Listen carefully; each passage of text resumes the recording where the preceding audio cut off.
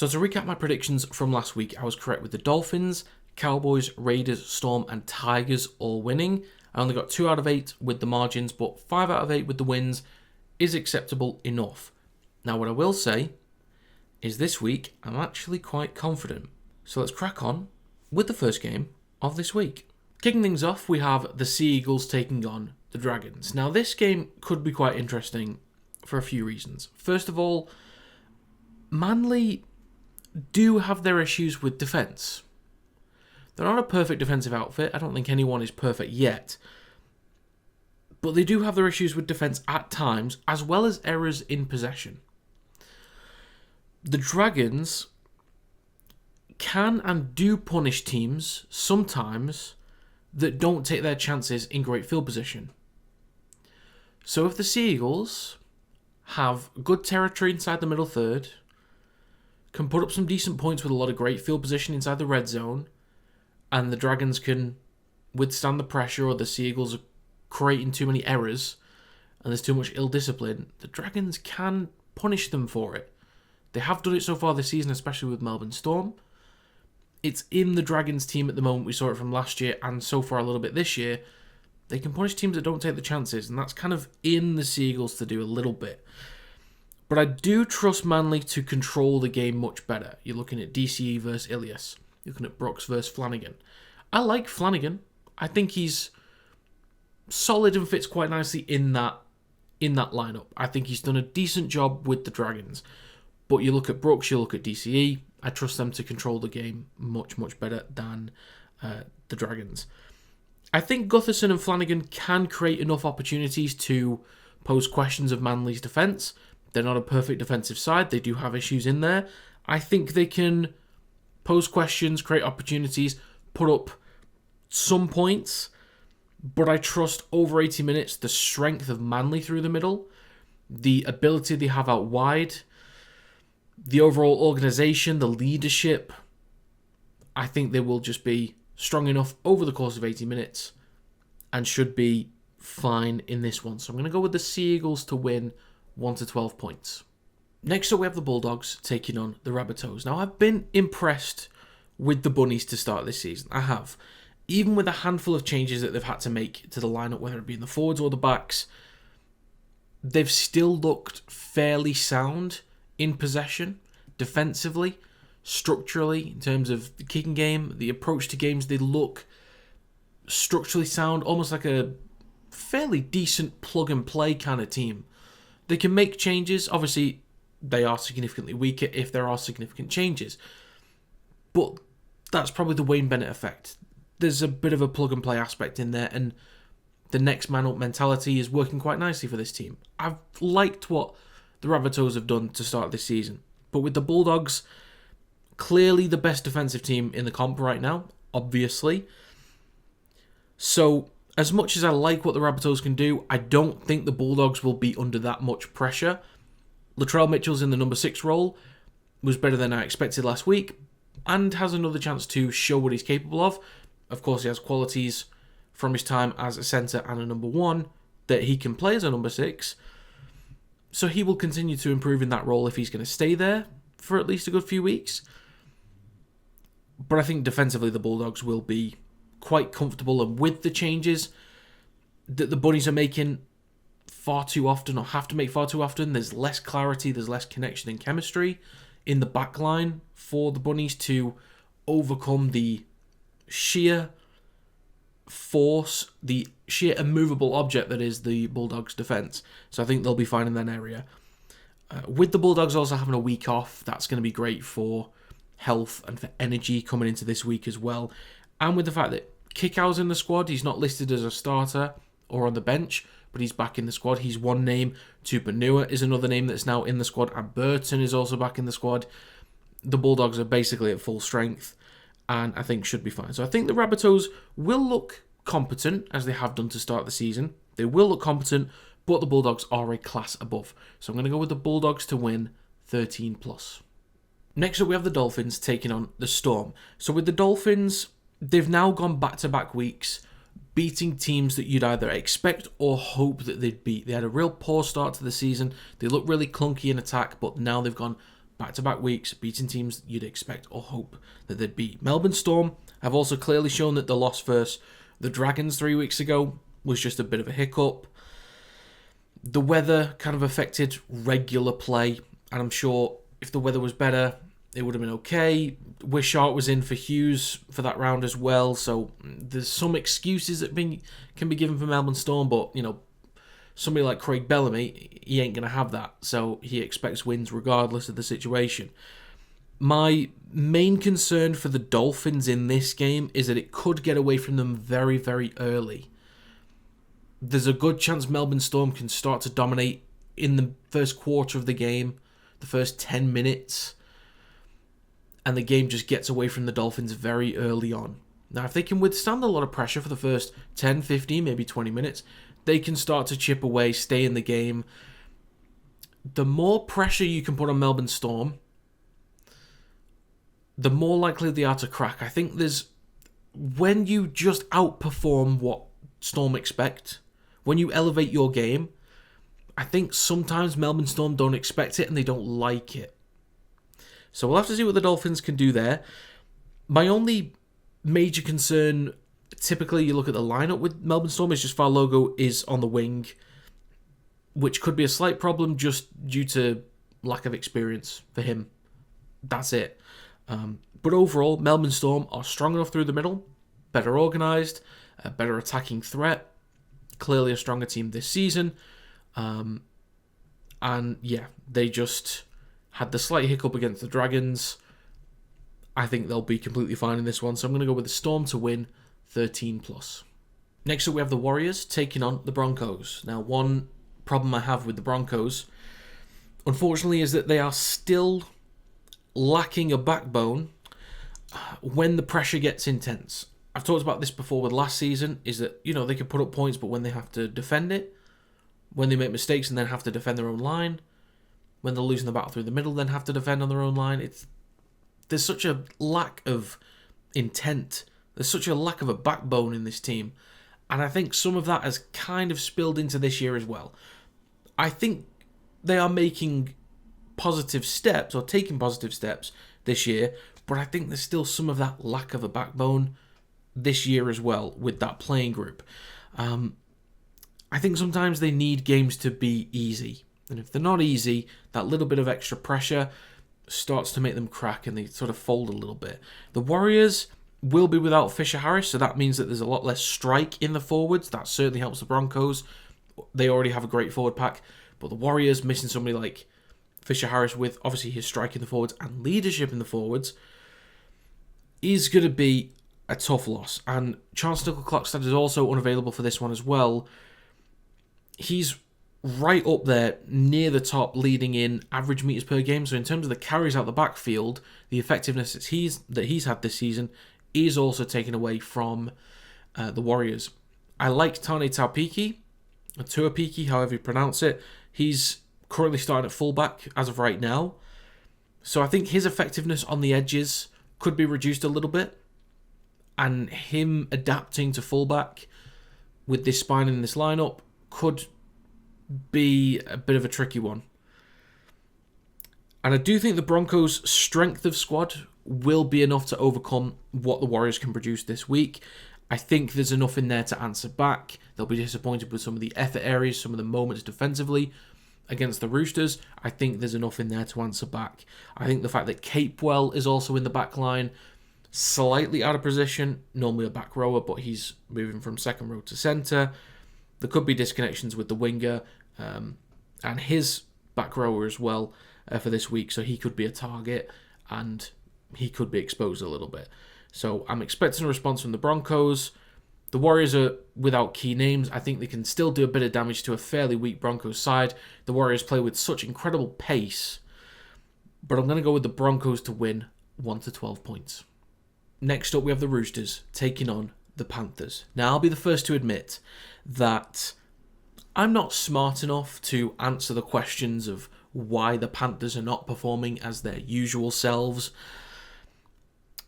There's been a lot of adaptations to the squad, a lot of changes, not just with players leaving in the off-season, but changes they've had to make throughout the season. So that's possibly the best reason / excuse I can give. It's probably not that simple, but I think it's one major component. The Roosters go into this game with a forward pack that might dominate. If you just look at the lineup that they've got this week, there is serious potential to dominate. The quality and quantity in the forward pack is frightening. So there's a good chance the Roosters can dominate through the middle this week. And if you can get Watson on the front foot, he's had a really good season this year. And I'm kind of thinking, especially in a lot of games that we saw for him for New South Wales in Origin, he steps up in big games. I'm expecting a career game from Watson this week. I don't think he gets enough praise. People don't talk about him enough. I think with the forward pack the Roosters have, with the occasion that this is, I think Watson could have a career game.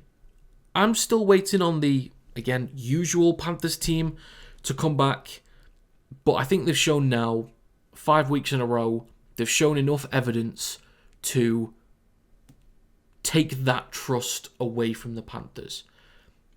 If I need to start having faith in them again that they are close to what they've been over the last few years, they're going to need to start putting in performances to show that, and they just simply haven't. They can produce these sparks here and there because they've got quality players all throughout the side, but as a unit, they're just not putting it together. And I think the Roosters, they've shown enough evidence that they are capable of playing up to the occasion and elevating their game with more energetic performances. So I think the Roosters will be okay in this one. I think there's enough evidence to show that they should be the favourites and can win this one. So I'm going to go with the Roosters to win 1 to 12 points. Next up, we have the Titans taking on the Raiders. So with the Titans, I do think they are capable of elevating their game. The forwards are really strong. The backs are really quick. I think sometimes you get these performances from the Titans, they just surprise you. Sometimes you think they might be favourites. They come out with an absolute stinker. But there are times where the Titans can surprise you and surprise some teams. They just aren't really expecting it. However,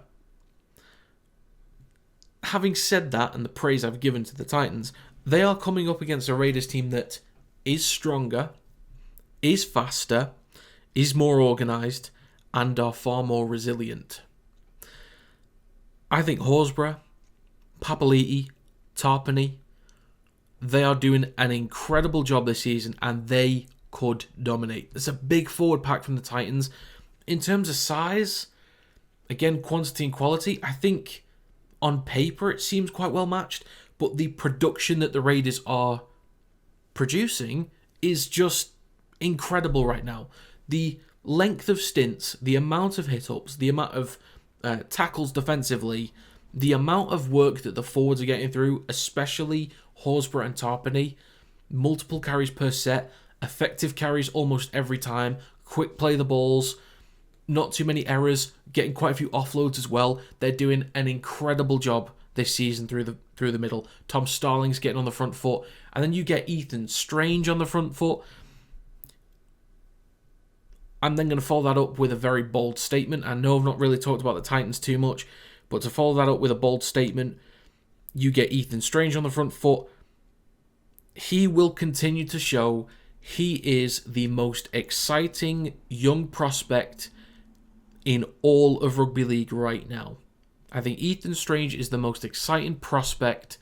He's nowhere near the finished article, but he's already so mature, so effective, so dominant in a lot of areas as well.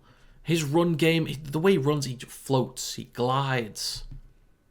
He looks great in possession. He looks so confident and comfortable. That's another season, another pre-season helping him develop. Again, the Titans have got strong pieces in there, but in terms of attack, the great moments are few and far between. Defensively, the moments are few and far between. The Raiders could really dominate again this week, so I'm going to go with the Raiders to win 13+. Next up, we have the Knights taking on the Sharks. Now, both of these teams are quite difficult to place right now because the Knights can work well as a defensive unit. as a team, they can work well defensively. But they can play as individuals in attack. In some ways that works. Gagai can create opportunities by himself, or Best, or Ponga. But as a unit, they're just, I don't know, it's questionable at the moment.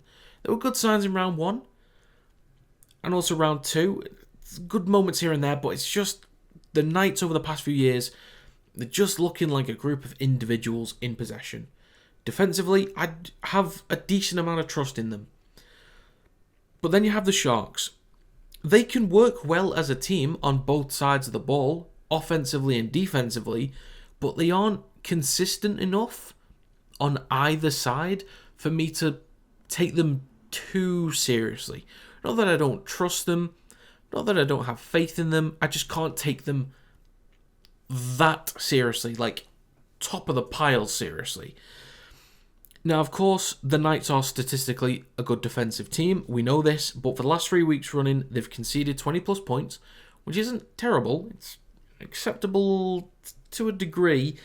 20 plus points, but have scored an average of 3.33 points in that period as well. So they're conceding a somewhat acceptable number of points, but not even scratching the surface in terms of response in possession. And for me, the Sharks are just good enough defensively. They're just good enough in possession. I think Adam Fanua-Blake, the work he's doing with the Sharks is incredible. He will get plenty of post-contact meters, quick play the balls, offloads, possibly a try through the middle as well, because I think, I'm going to give you a little tip here, I think Fanua-Blake could get a try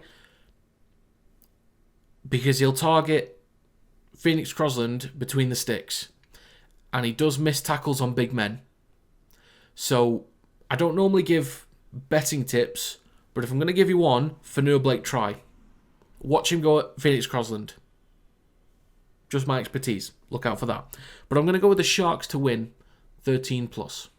Finally for this round, we have the Tigers taking on the Eels. So here's where it gets very interesting. Now the Tigers are a better team. I think we all know this, that the Tigers are a better team than the Eels. But now, Galvin is out for the Tigers. Moses is in for the Eels. Interesting. Brown can be more comfortable knowing that Moses is there. Less pressure on Brown to be the guy until next year.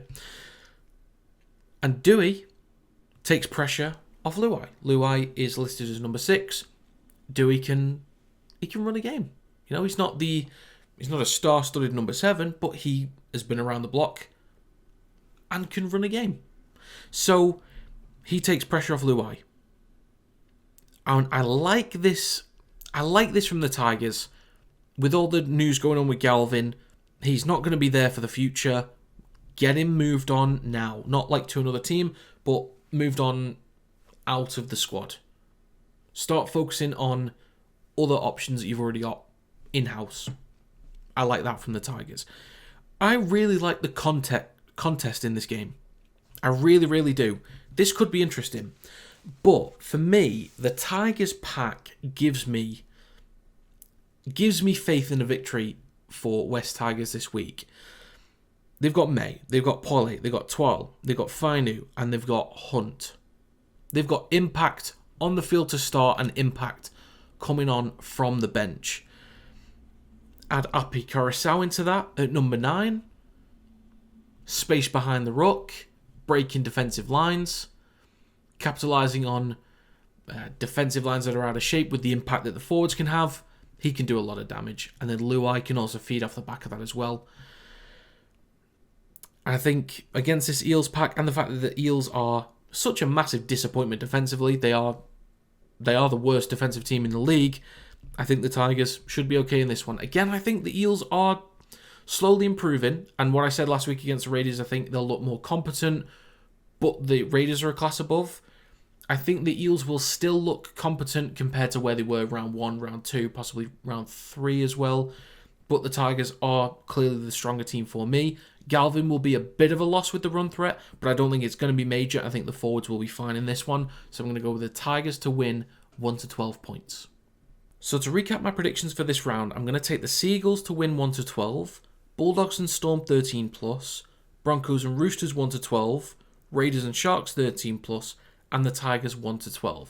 In terms of win confidence, I'm at 90%, which is the highest I've been for a while. I think there's a few games, there's a bit of a question mark in there, but I'm quite confident. I'm confident with the Seagulls beating the Dragons. I'm confident with the Bulldogs beating the Rabbitohs. I'm confident with Storm beating Dolphins. The biggest question for me is possibly Broncos over Warriors. I'm actually quite confident in the Roosters beating the Panthers. Raiders beating the Titans. Sharks and Knights adds a bit of a question, but I'm still quite confident with the Sharks. And Tigers beating the Eels, I'm quite confident. This is the most confident I've been for a while. Now, that's not saying much because I could go 2 out of 8, which is also very possible. But for margin confidence, I'm at 85%. There's a few that could maybe be extended or shortened. I think it's possible that the Dolphins, with their improved performance, make it a little bit closer against Melbourne Storm, maybe. And there's a few others in there as well. Maybe the Titans keep it close against the Raiders. I think there's also the potential the West Tigers have a much greater lead against the Eels. So there's a few in there as well. Maybe the Seagulls actually really dominate against the Dragons. I think that's possible as well. But yeah, I'm quite confident in both areas. Again, we'll have to see how that goes. But yeah, that's my recap for this week. So if you guys have your own predictions, please do let me know in the comments section down below, and make sure you check out the Rugby League fan question that are pinned to the comments as well. But as always, if you enjoyed this video, feel free to leave a like. It does help to get the video out there to more people. Subscribe to the channel to stay up to date with more Rugby League content, and check out the Kinetic Rugby League website and store in the description down below. But that's going to be it. Thanks for watching, and I will see you next time.